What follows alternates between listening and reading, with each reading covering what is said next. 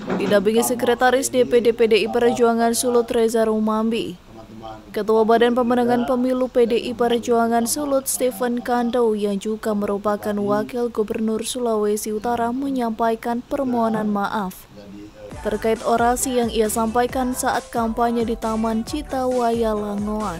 Menyikapi 2 hari berselang ini hiruk-pikuk di media sosial tentang pelaksanaan kampanye di Langoan hari Sabtu, di mana saya menyampaikan orasi. Dalam kesempatan yang berbahagia ini, dari lubuk hati yang paling dalam, tidak ada yang paksakan, tapi sedangkan saya pribadi, saya mau menyampaikan kepada sahabat-sahabat, saudara-saudara yang ada di Langoan, termasuk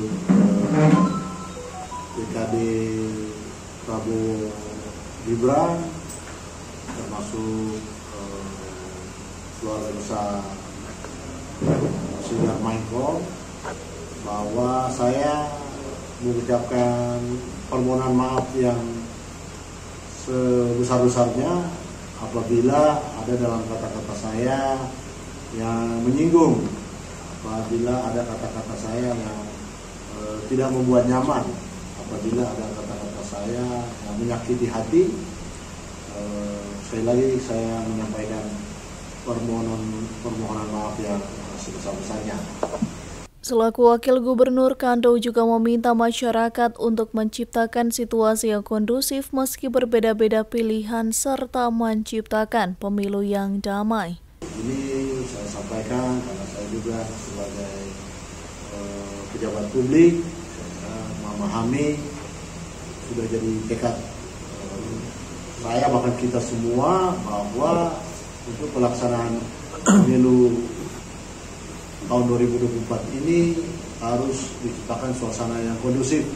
Kita tetap, walaupun berbeda afiliasi politik, berbeda partai, berbeda calon presiden wakil presiden, kita harus berbesar hati bahwa kedamaian, harmoni harus jadi yang prioritas.